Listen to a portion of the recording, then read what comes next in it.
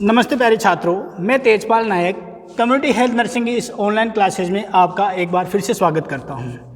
जैसा कि हम डिस्कस कर रहे थे पिछली क्लास में 5 ईयर प्लान, आज उसी कड़ी को आगे ले जाते हुए अपन बात करेंगे 9th 5 ईयर प्लान है कि नहीं है, पंचवर्षीय योजनाएं। अब 9th 5 ईयर प्लान कब से कब तक थी आपके 1997 टू 2002। हम 5 ईयर प्लान के बारे में बात कर रहे थे। आप इसको देखिए यहाँ पे 2002 में क्या हुआ था। 2002 में आपके नेशनल हेल्थ पॉलिसी 2002 आई कि नहीं आई? इसी टाइम पे 2002 आई थी। उससे पहले जो पॉलिसी थी वो कौन सी थी? 1983 1983। ये जो सबसे पहले जो हेल्थ पॉलिसी बनी थी उसमें क्या कहा गया था? उसमें कहा गया था हेल्थ फॉर ऑल बाय 2000, है ना। हेल्थ फॉर ऑल बाय 2000 यानी कि सभी के लिए अच्छा स्वास्थ्य कब तक? 2000 तक। लेकिन तब तक भी अपन मतलब कि अच्छी स्वास्थ्य सुविधाएं लोगों तक मुहैया नहीं करवा पा रहे थे। तो जो मैं ये जो मतलब ये बता रहा हूँ, जो 9th जो 5 ईयर प्लान आई थी ये कब से कब तक आई थी? आपके 1997 से 2000। और उसी टाइम पे आपकी जो सेकेंड हेल्थ पॉलिसी आ गई थी उसी दौरान NHB 2002, उसमें भी कहा गया था कि आपके जो अपने जो हेल्थ इंफ्रास्ट्रक्चर है उसको मजबूत कीजिए, हेल्थ मैन पावर है उसमें ज़्यादा से ज़्यादा बढ़ोतरी कीजिए, है ना। जो काम करने वाले जो वर्कर, ये जो skilled doctor, skilled nursing staff आपके, है ना, डायग्नोस्टिक में जो काम करने वाले जो लैब टेक्नीशियन है, ये ज़्यादा से ज़्यादा आपका जो हेल्थ मैन पावर है उसको बढ़ाइए। नेशनल हेल्थ पॉलिसी 2000 में यही तो थे, मतलब कि जो मेन गाइडलाइन यही तो की गई थी कि आपका इंफ्रास्ट्रक्चर बढ़ाइए, आप कम्युनिकेबल डिजीज पर कंट्रोल करिए, है ना। उसी दौरान ये आई और उसी दौरान आपकी ये 5 ईयर प्लान आ गया। मेरा कहने का मतलब ये है कि अब यहाँ से क्या होगा कि भारत में जो हेल्थ सेक्टर है वो थोड़ा अच्छी गति से काम करेगा, अच्छे सुधार होंगे इसमें, है कि नहीं है। जो 5 ईयर प्लान में है ना, अब अच्छे हेल्थ सेक्टर में अब ज़्यादा अच्छे सुधार आएंगे क्योंकि उसी दौरान आपके NHB 2002 रिलीज हो गई।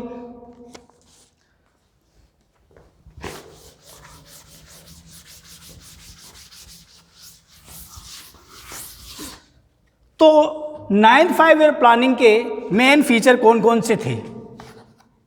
9th 5 ईयर प्लानिंग के मेन फीचर कौन कौन से थे? इसमें क्या क्या सुझाव दिए गए, क्या क्या प्लान रखा गया? पहला है in government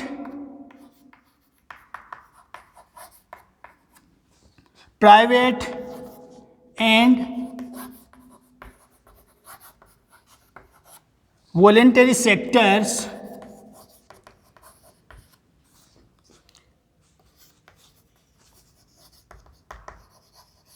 creating manpower for health according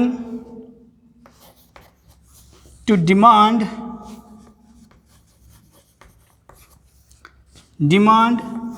and availability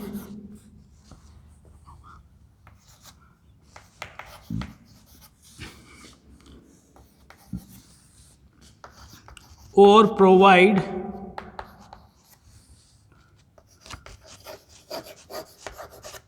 health worker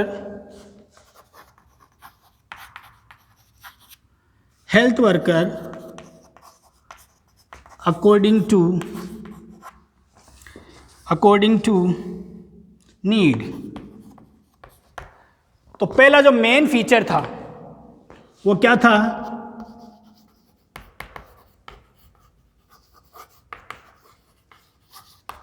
वो यही था कि आपको आपकी जरूरत के हिसाब से, आपकी जनसंख्या के हिसाब से आप अपने जो हेल्थ मैन पावर है उसको बढ़ाइए ताकि वो ज़्यादा से ज़्यादा अच्छी सुविधाएं, आपको स्वास्थ्य सुविधाएं प्रदान कर सके, है कि नहीं। तो वो चाहे जरूरी नहीं है कि आप उसको गवर्नमेंट में ही हो, वो चाहे प्राइवेट सेक्टर में भी आप उनको लागू कीजिए। और वॉलेंटियर सेक्टर जो NGOs आपके काम करते हैं कि नहीं है, वॉलेंटियर सेक्टर वो NGO होते हैं ना, वो भी कई NGOs होते हैं जो मतलब कि जो वृद्धावस्था, ये जो वृद्धाश्रम चलाते हैं उनको हेल्थ केयर देते हैं और और कई सारी एक्टिविटी करते हैं ये।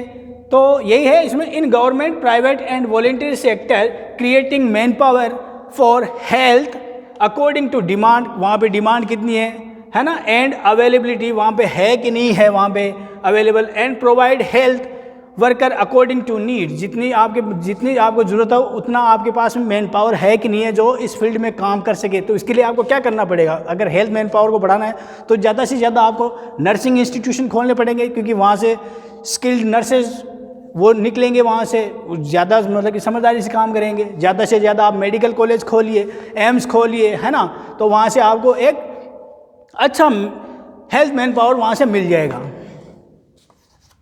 एक तो ये मेन फीचर हो गया। फिर दूसरा है effective control over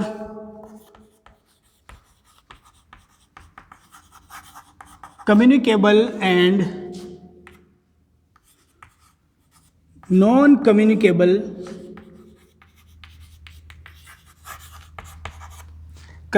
and non communicable diseases. आपको सही ढंग से इनके ऊपर कंट्रोल करना पड़ेगा। यही एक मेन फीचर था, या गाइडलाइन दी गई थी, या प्लान रखा गया था कि हमें कम्युनिकेबल और साथ में नॉन कम्युनिकेबल जो डिजीज है उन पे भी कंट्रोल करना है। ये भी इसका एक मेन उद्देश्य या फीचर था। नेक्स्ट बात करूं, important in the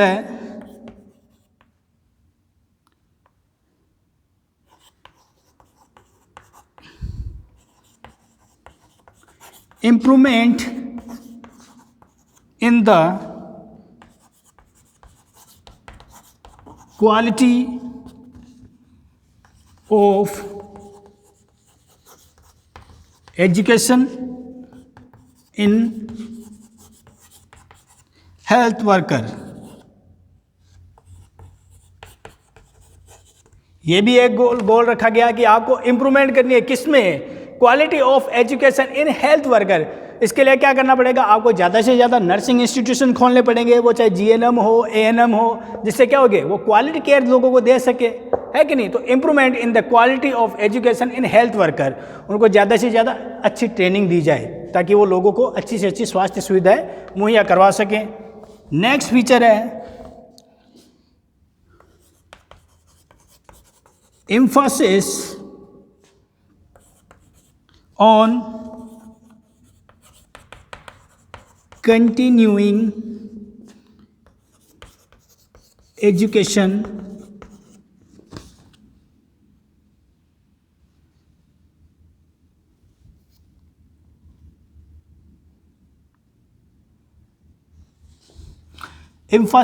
continuing education for health worker. इसको ज़्यादा से ज़्यादा क्षेत्र में बढ़ावा दिया जाए, जिससे कि लोगों को अच्छी से, ये जो हेल्थ सेक्टर में काम करने वाले हैं वो अच्छी से अच्छी एजुकेशन प्राप्त कर सकें। नेक्स्ट अगर मैं बात करूं, टू पे मोर अटेंशन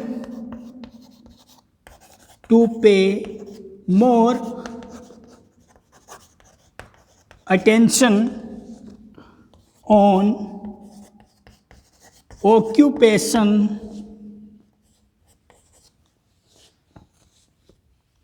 हेल्थ,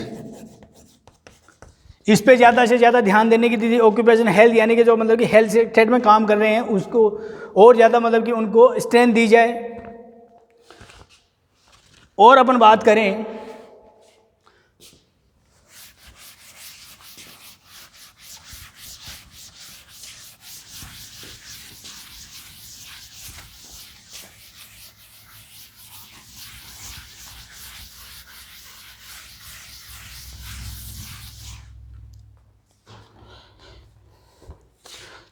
लास्ट है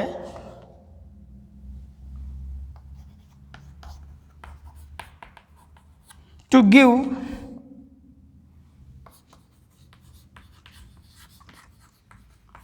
give importance to R&D, research and develop in medical field, यानी कि रिसर्च एंड डेवलप हो, किसमें, मेडिकल फील्ड में ज़्यादा से ज़्यादा है रिसर्च एंड डेवलप हो, वो चाहे ड्रग्स के ऊपर हो या मतलब कि कोई बीमारी के ऊपर हो, उन पे ज़्यादा से ज़्यादा रिसर्च होगी तो ज़्यादा से ज़्यादा चीज़ें खुल के सामने आएगी कि हमें किस बीमारी का इलाज किस तरीके से करना है, कौन सी ड्रग देनी है। अगर आप रिसर्च एंड डेवलप को रोक दोगे तो आप आगे मतलब कि लॉन्ग टाइम में आप सर्वाइव नहीं कर पाओगे। आप ये थोड़ी है कि आपको जो बीमारियां चल रही है आपको उन्हीं का इलाज करने, आने वाले टाइम में तो और बीमारियां बढ़ेगी और हमें मतलब कि तकनीक की जरूरत पड़ेगी, तो आपको रिसर्च एंड डेवलप पे बहुत ज़्यादा ध्यान देना पड़ेगा मेडिकल फील्ड के अंदर। तो इसमें क्या है, टू गिव इंपॉर्टेंस, उसको महत्व दीजिए, किसको, R&D, रिसर्च एंड डेवलपमेंट को। लास्ट है टू स्ट्रेंथन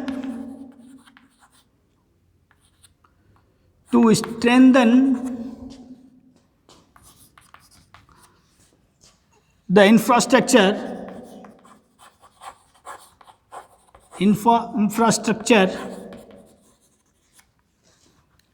of health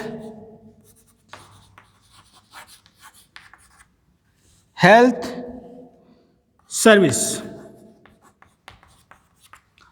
आप अपने हेल्थ इंफ्रास्ट्रक्चर को और ज़्यादा मजबूत कीजिए, है ना। इसके लिए ज़्यादा से ज़्यादा की संख्या में आपको क्या करना पड़ेगा, वहाँ पे स्टाफ की कमी है तो स्टाफ लगाइए, बिल्डिंग कम पड़ी है तो वहाँ पे बिल्डिंगें और बनवाइए, है कि नहीं। अगर मान लीजिए आपको ऑपरेशन थिएटर और बनाने तो वो भी बनाइए, PSC CSC कुल मिला के आपका जो इंफ्रास्ट्रक्चर है उसको मजबूत कीजिए आप। तो ये कुछ एक पॉइंट थे ये 9th 5 ईयर प्लान के अंदर। कब से कब तक थी, 1997 से 2002 तक, जो अपन ने डिस्कस किया अभी। अब अपन बात करते हैं नेक्स्ट अपनी जो 5 ईयर प्लान है, नेक्स्ट अपनी जो 5 ईयर प्लान है वो रहेगी 10वीं।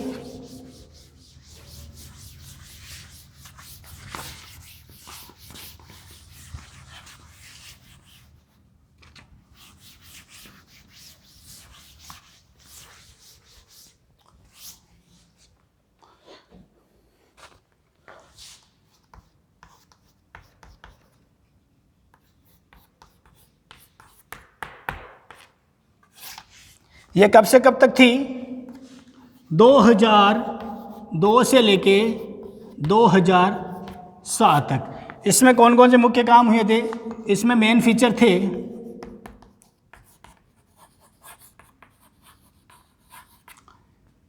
इसमें ज़्यादा से ज़्यादा जो हेल्थ मैन पावर है उस पर जोर दिया गया था। कुल मिला के ज़्यादा से ज़्यादा इंस्टीट्यूशन खोले जाए मेडिकल और नर्सिंग फील्ड से रिलेटेड, जिससे क्या हो कि वही जो स्किल्ड नर्स और स्किल्ड जो डॉक्टर है वो समाज में आए और वो अच्छी से अच्छी स्वास्थ्य सुविधाएं दें। तो इसमें पहला पॉइंट यही है,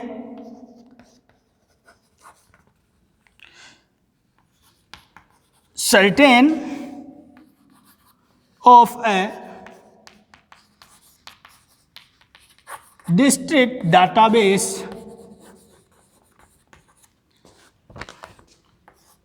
on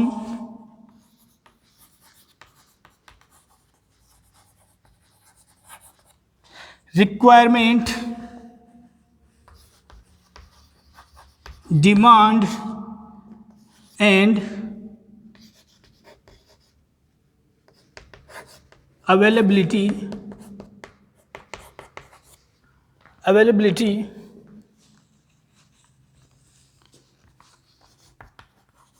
for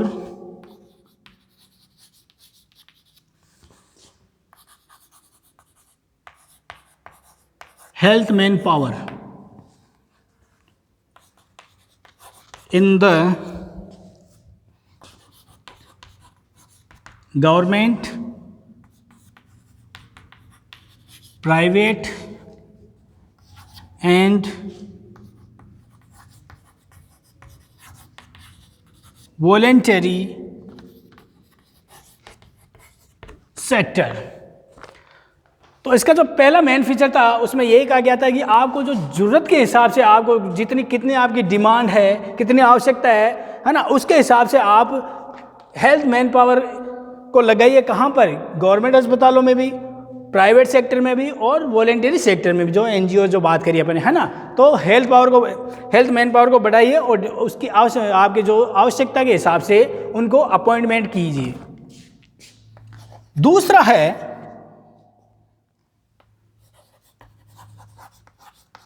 health man power production.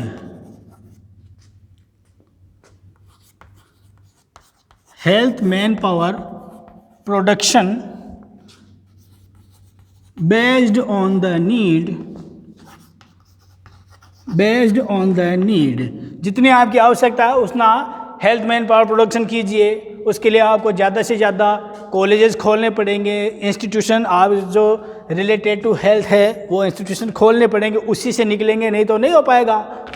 तो उसके लिए क्या किया जी, उस टाइम ज़्यादा एम्स खोले गए, मेडिकल कॉलेजेस खोले गए, नर्सिंग कॉलेजों को मान्यता दी गई, नर्सिंग काउंसिल बनाएगी, है ना, जिससे क्या हुआ, ज़्यादा से ज़्यादा हेल्थ मैन पावर में लोग आए। Promotion of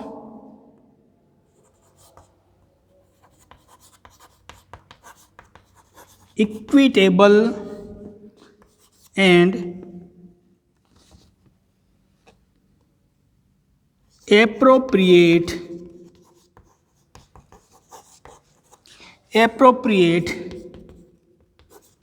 distribution health manpower,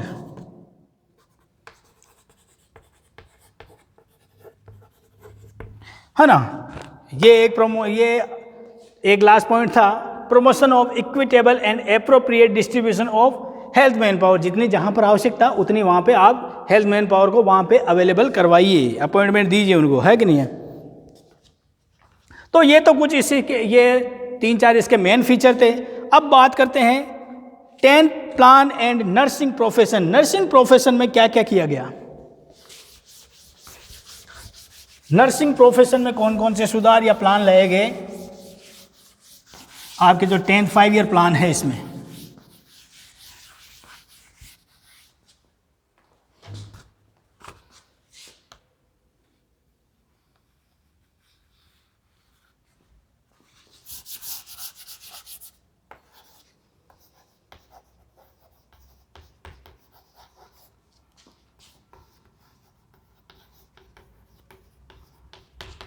nursing profession में क्या क्या किया गया, तो पहला है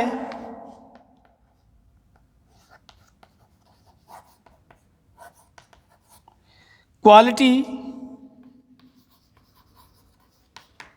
नर्सिंग सर्विसेज।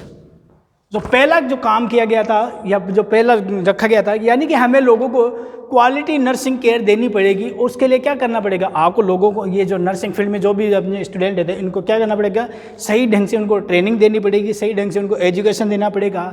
इसके लिए आपको ज़्यादा से ज़्यादा संख्या में, है कि नहीं, ज़्यादा की ज़्यादा संख्या में क्या करना पड़ेगा, आपको इंस्टीट्यूशन स्थापित करने पड़ेंगे, नर्सिंग कॉलेज खोलने पड़ेंगे, ANM GNM जो भी है जो आपके काम कर रहे हैं नर्सिंग के, उनके लिए ये जरूरी है ताकि वो लोगों को अच्छी से अच्छी स्वास्थ्य सुविधाएं दे सके। तो पहला तो ये क्वालिटी नर्सिंग सर्विसेज। दूसरा है नर्सिंग वर्किंग ग्रुप, इसकी स्थापना की गई। नर्सिंग वर्किंग ग्रुप की स्थापना की गई, ये एक इनिशिएटिव उठाया गया। और मैं बात करूं, जो बजट था वो बजट कितना रखा गया नर्सिंग प्रोफेशन को लेके, 100 करोड़ का बजट दिया गया। इसी में रुपए 100 करोड़ सैंक्शन किए गए, किसके द्वारा, सेंट्रल गवर्नमेंट के द्वारा, है कि नहीं। ये कुछ 3 स्टेप इसमें उठाए गए।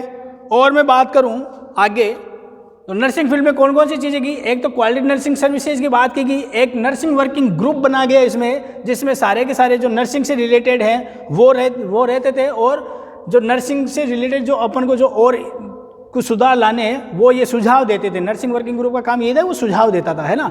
और बजट कितना किया गया था, 100 करोड़। जो पहले ये तो 100 करोड़ इसमें किया गया था, जो 9वीं के अंदर जो 9th जो 5 ईयर प्लान थी उसके अंदर कितना था बजट, उसके अंदर वो मैंने आपको बताया नहीं, उसमें 147 करोड़ का बजट था, है ना, जो बढ़ा के कितना गया 100 करोड़ किया गया, है ना। तो बजट भी बढ़ाया गया इसमें, जो 9th 5 ईयर प्लान में कितना था आपके 47 करोड़, और इसमें कितना कर दिया आपके 100 करोड़। और नर्सिंग वर्किंग ग्रुप बनाया गया और क्वालिटी नर्सिंग सर्विसेज की बात कही गई इसमें। तो ये तो थे नर्सिंग प्रोफेशन को लेके, कुछ सुझाव इसमें दिए गए। अब मैं बात करता हूं, following activities related to nursing profession were to include in 10th plan, यानी कि कौन कौन से गोल अचीव कर लिए इसमें, है ना।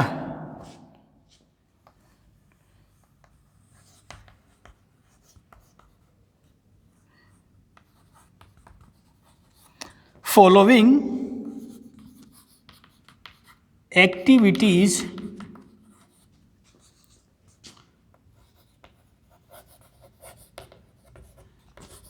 related to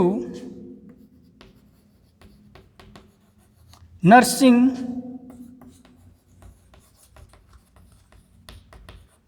profession were to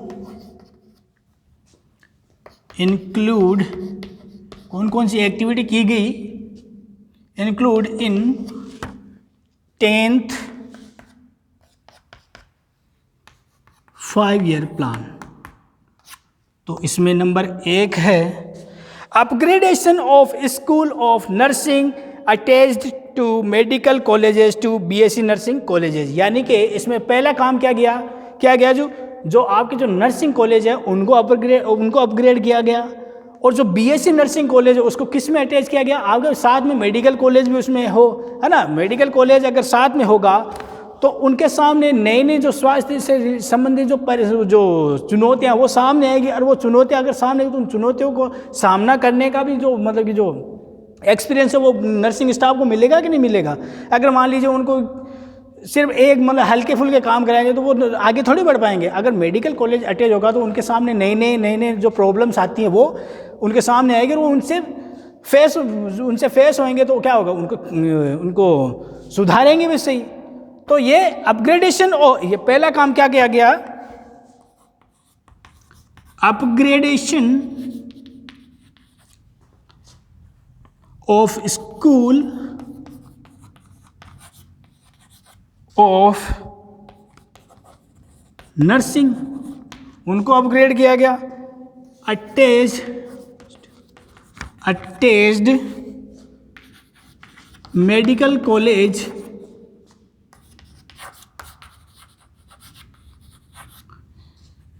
to BSc nursing,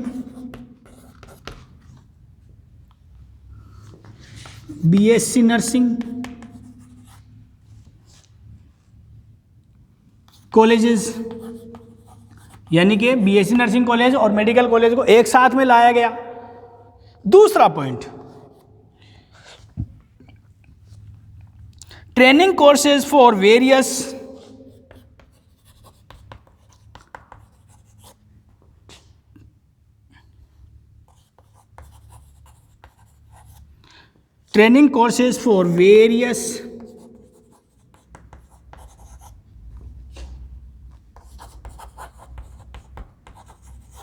nursing specialties,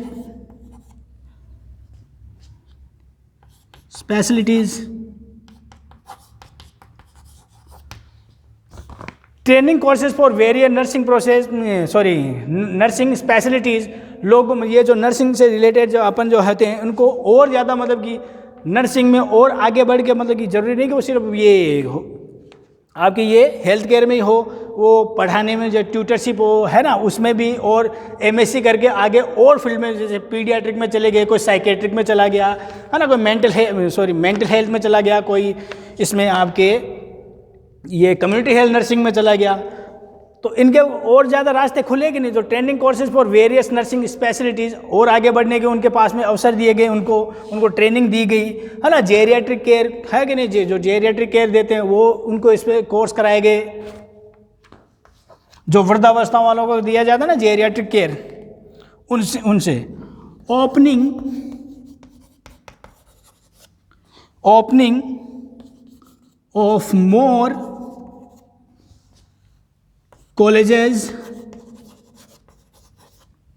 opening of more colleges for MSc nursing, ज़्यादा से ज़्यादा जो पीजी करने के लिए उनके लिए एमएससी नर्सिंग खुलवाए गए, एमएससी नर्सिंग कॉलेजेस खुलवाए गए उनके लिए, नर्सिंग प्रोफेशन वालों के लिए।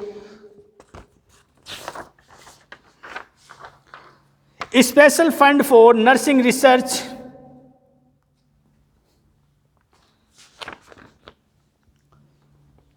तीन तो ये पॉइंट हो गए। अब आगे वाले पॉइंट्स की बात करते हैं अपन। आगे वाला पॉइंट है special fund for nursing research through national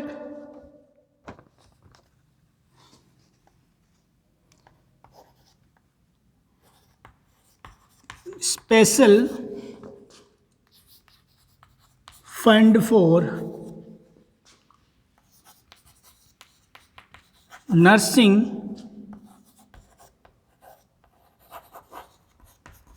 research through national consortium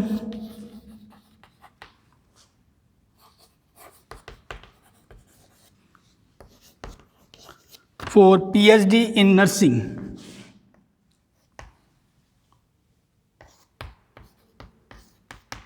PhD in nursing. अगर कोई नर्सिंग में पीएचडी करना चाहे तो उनके लिए स्पेशल फंड की सुविधा दी गई उनको, किसके द्वारा? नेशनल कंसोर्टियम के द्वारा, कि लोग आगे पीजी करने के बाद में पीएचडी भी करें नर्सिंग फील्ड में, है कि नहीं है? और कौन से थे activities? Revising funding norms, revising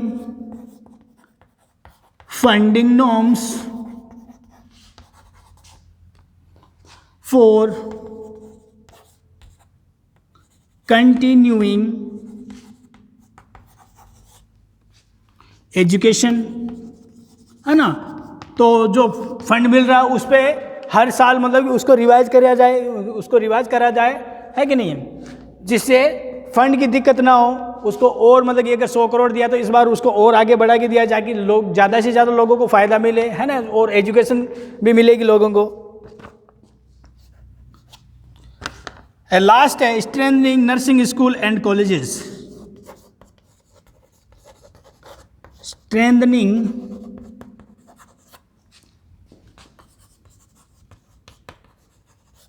nursing school and colleges, ज़्यादा से ज़्यादा संख्या में नर्सिंग को स्कूल खोले जाएं, कॉलेजेस खोले जाएं। वहाँ पे अगर मान लीजिए इंफ्रास्ट्रक्चर की कमी है तो उसको पूरा किया जाए, स्टाफ की कमी है तो वो पूरी की जाए, है कि नहीं? तो ये कुछ एक एक्टिविटीज़ है वो 10th 5 ईयर प्लानिंग में की गई थी, किसमें? नर्सिंग प्रोफेशन में, है ना? तो ये लास्ट वाली कौन सी थी आपके? Strengthening nursing school and colleges. ये कुछ एक काम 10th 5 ईयर प्लान में किए गए थे जो अपन ने अभी देखे। अब अपन डिस्कस करते हैं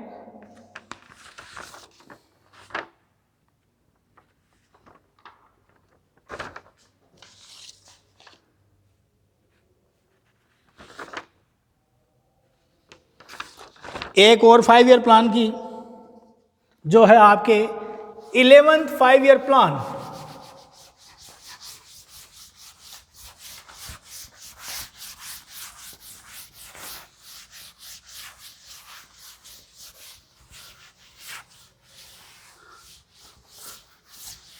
एक और डिस्कस कर लेते हैं।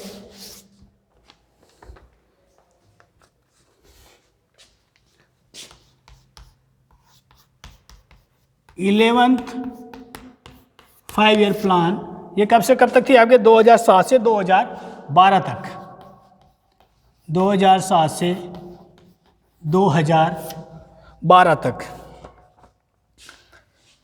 इसमें क्या इसके जो मेन फीचर थे उसमें क्या क्या गया? पहला था इसमें गुड हेल्थ फॉर ऑल। ये तो हम 1983 से ही बात कर रहे हैं, गुड हेल्थ फॉर ऑल। ये इसमें जोर दे के कहा गया था कि गुड हेल्थ फॉर ऑल, वो चाहे प्रिवेंटिव केयर के जरिए दो, है ना, चाहे वो नेशनल आपके जितने हेल्थ प्रोग्राम हो उनके जरिए दो।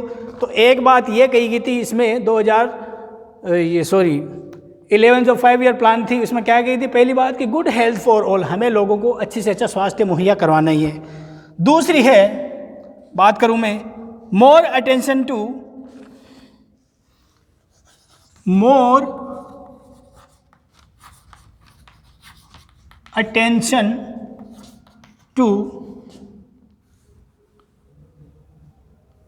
Health field, more attention to health field, यानी कि इसमें यह भी कहा गया था कि हमें ज़्यादा से ज़्यादा जो हेल्थ जो स्वास्थ्य क्षेत्र है हमें उस पर ज़्यादा ध्यान देना चाहिए, चाहे वो इंफ्रास्ट्रक्चर को लेकर हो, चाहे वो आप स्टाफ की कमी को लेकर हो। तो इनको हेल्थ सेक्टर है उस पर ज़्यादा कंसर्न किया गया था 11 5 ईयर प्लान में, है ना। तो पहले कौन सी थी, गुड फॉर हेल्थ, दूसरा कौन सा हो गया, more attention to health field. Next अपन बात करते हैं तो वो है रिड्यूस MMR एंड IMR। ये भी एक इसमें गोल लेके चले थे कि हमें जो MMR और जो IMR है उसको धीरे धीरे है वो एक गोल रख के उसको उस गोल तक लाना है ना। ये मैटरनल मोर्टेलिटी रेट और इन्फेंट मोर्टेलिटी रेट को भी कम करना एक मुख्य उद्देश्य रखा गया था इसमें। नेक्स्ट अगर बात करें, NRHM was given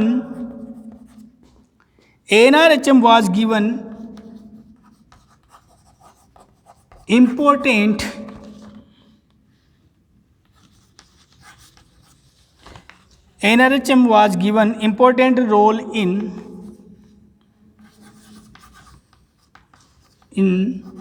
achieving the objective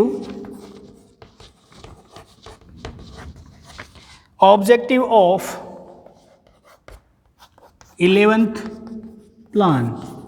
तब तक क्या हो गया था, NRHM आ गया था, जिससे क्या हुआ, जो रूरल एरिया के अंदर जो हेल्थ जो स्वास्थ्य संबंधी जो प्रॉब्लम थी वो इसके द्वारा बहुत मतलब कि अच्छी मतलब एक NRHM ने क्या किया, रूरल एरिया की जो स्वास्थ्य संबंधी जो प्रॉब्लम थी, जो समस्याएं थी वो काफ़ी हद तक दूर कर दी थी, है ना।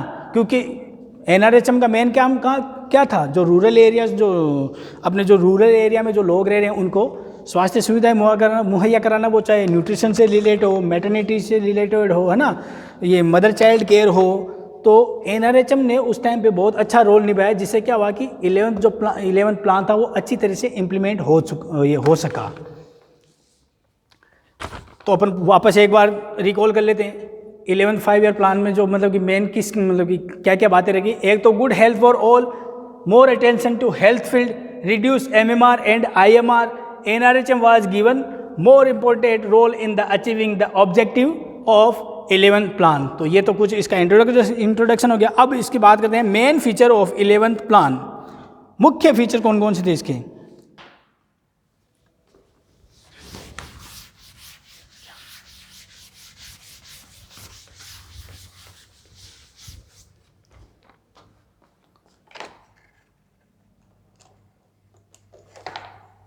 मुख्य बिंदु में बात करें या main feature,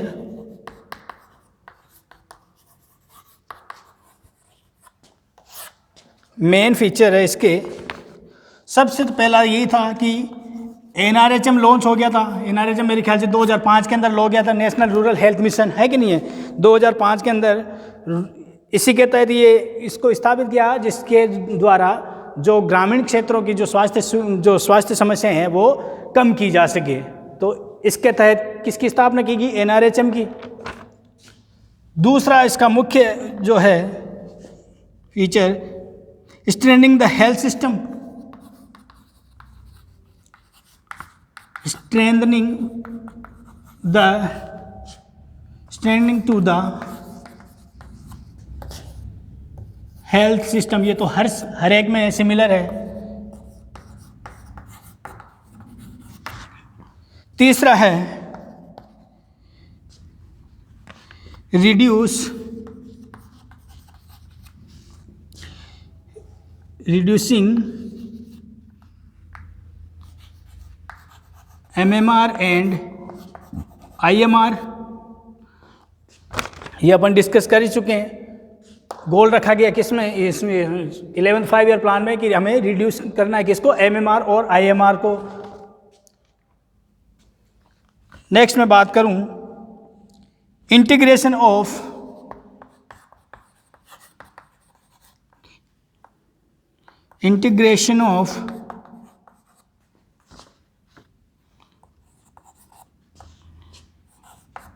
Ayush in health system.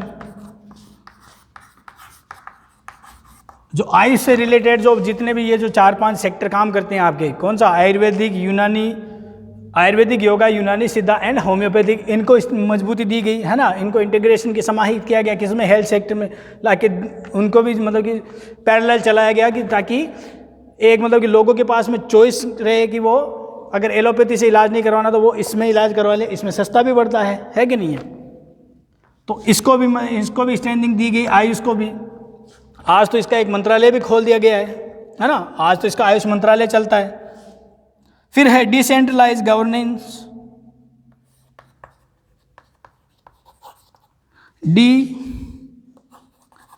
Decentralising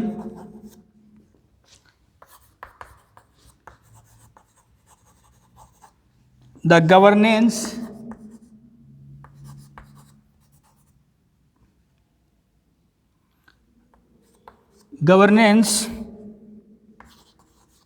by increasing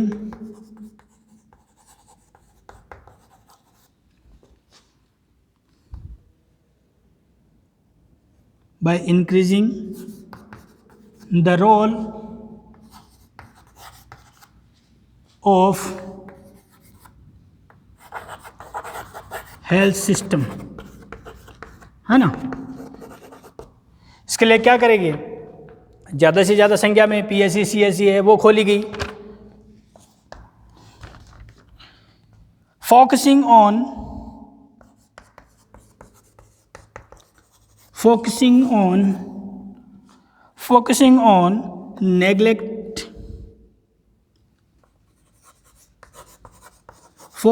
neglected and marginalised यानी कि हाशिए पे जो चले गए हैं लोग, है ना, गरीब तबके से। मार्जिनलाइज्ड मतलब जो हाशिए पे जो एक तबका अपना है भारत के अंदर है, जो गरीब। मार्जिनलाइज्ड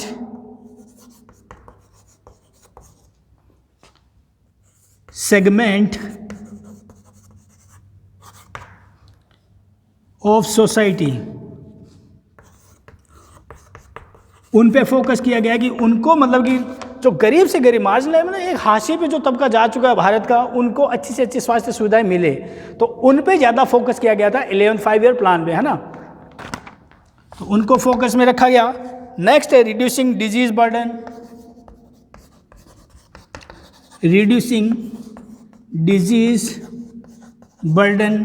है कि नहीं।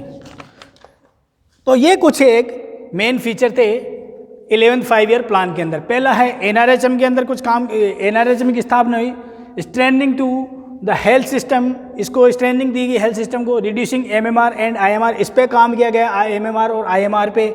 Integration of Ayush in health system, Ayush पर काम किया गया।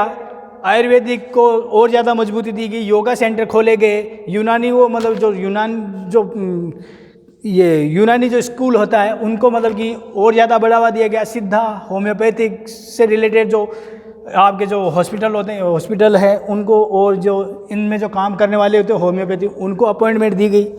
Focusing on neglected and marginalize segment of society, जो हाशिए पर जो एक तबका चला गया गरीब, उनको ध्यान में रखकर उन पर ज़्यादा फोकस किया गया। और रिड्यूसिंग डिजीज़ बर्डन को कम किया गया, क्योंकि हम जानते हैं जब NHP 2002 पढ़ रहे थे तो भारत के अंदर 1/5 भारत है वो 1/5 ऑफ वर्ल्ड, दुनिया का 5वां हिस्सा है, 100 में से 5वां यानी 20% मान लीजिए दुनिया के 20% जो डिजीज बर्डन है वो कहाँ पर है? आपके भारत के अंदर है आज, है ना। उसको कम कर, जबकि भारत की जो पॉपुलेशन है वो ऑल ओवर वर्ल्ड के अकॉर्डिंग कितनी है? 7% जनसंख्या यहाँ भारत में रहती है। दुनिया की जो 7% जो जनसंख्या है वो भारत में रहती है, लेकिन जो डिजीज बर्डन है वो यहाँ पर कितना है? 20% है। तो इस बर्डन को भी कम करना है। तो ये बात कर रहा है, ये पॉइंट यही बात कर रहा है कि जो भारत में जो डिजीज बर्डन बढ़ रहा है वो चाहे कम्युनिकेबल हो चाहे नॉन कम्युनिकेबल डिजीज हो, उसको कम करना है ना। उसको कम करने की बहुत आवश्यकता है। तो ये कुछ एक पॉइंट थे इसमें मेन फीचर के अंदर। अब बात करते हैं कि भाई नर्सिंग प्रोफेशन में क्या कदम उठाए गए। नर्सिंग प्रोफेशन को लेके वो कौन से कदम उठाए गए आपके 11th 5-year प्लान में।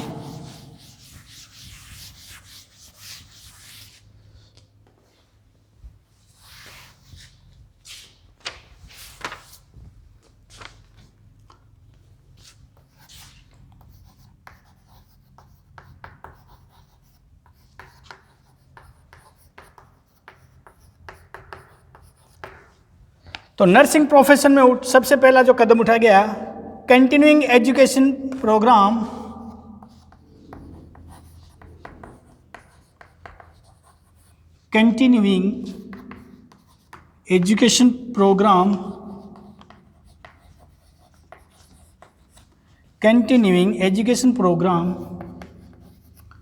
for 30 participants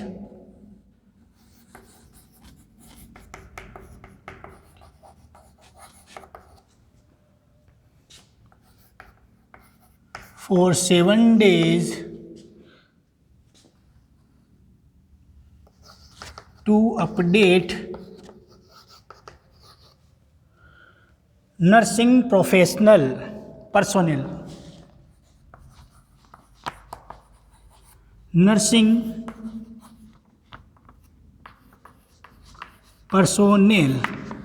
जो नर्सिंग में जो काम करते कर्मचारी, नर्सिंग कर्मचारियों की जो मतलब कि उनको स्किल को और बढ़ाने के लिए क्या गया, 30 पार्टिसिपेंट को हर 7 दिन में उनको और ज़्यादा से ज़्यादा वो जो प्रोग्राम है और उनको जो ट्रेनिंग है वो दी गई, ताकि उनकी जो नर्सिंग प्रोफेशनल है वो और ज़्यादा अपडेटेड रहें, है कि नहीं।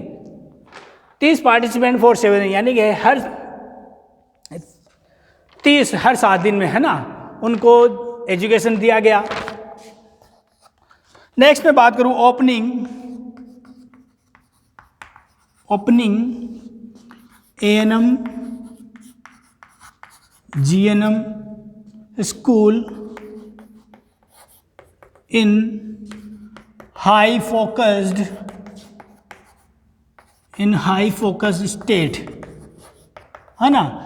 जो जिन राज्यों को ज़्यादा ज़रूरत, मतलब कि जो ज़्यादा मतलब कि ये जो पुअर स्टेट थे ना, उन स्टेट में क्या खोले गए, ज़्यादा संख्या में A&M और GNM स्कूल खोले गए।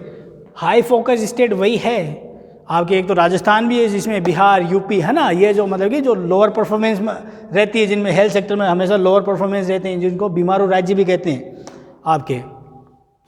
तो इन जो स्टेट थे वहाँ पे क्या किए, A&M और GNM के ज़्यादा से ज़्यादा संख्या में कॉलेजेज और स्कूल खोले गए। Upgrading of school of nursing,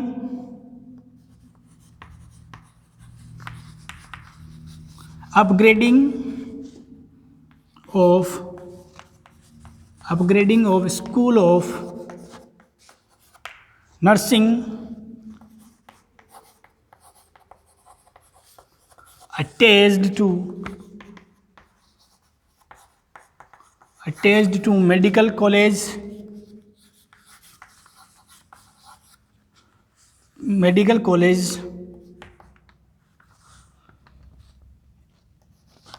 into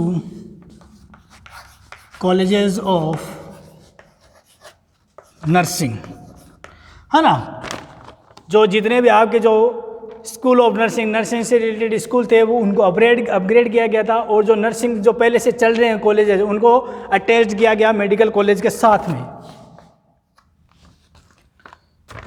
medical college attach करने से क्या होगा, एक तो मतलब कि आपके पास मेडिकल कॉलेज अटैच में नहीं है तो आपको कहीं दूर जाके इलाज करना पड़ेगा। अगर मान लीजिए वहीं पर मेडिकल कॉलेज आ गया तो आप उसी इंस्टीट्यूशन में रह के लोगों को मतलब कि जो स्वास्थ्य सुविधा से रिलेटेड जो आपको एजुकेशन लेनी है, जो ट्रेनिंग लेनी है, आप वहीं पर बैठे बैठे तो क्या मतलब कि वहीं आसपास या उसी बिल्डिंग के अंदर आपको मिल जाएगी, कहीं दूर नहीं जाना पड़ेगा आपको।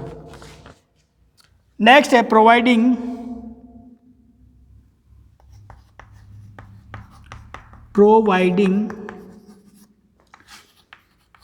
recurring assistance to school of nursing,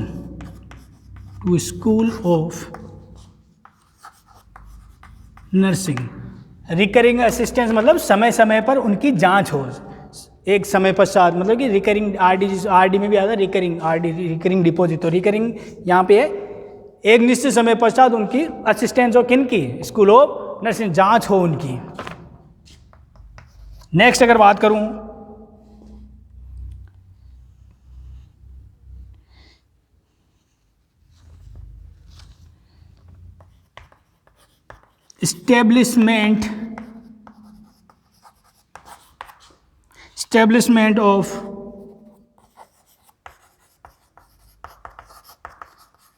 establishment of monitoring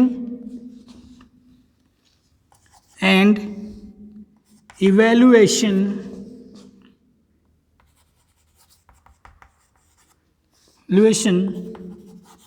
cell at national level, है ना। तो एक इस सेल की स्थापना की जो आपके जो जितने भी जो नर्सिंग कॉलेज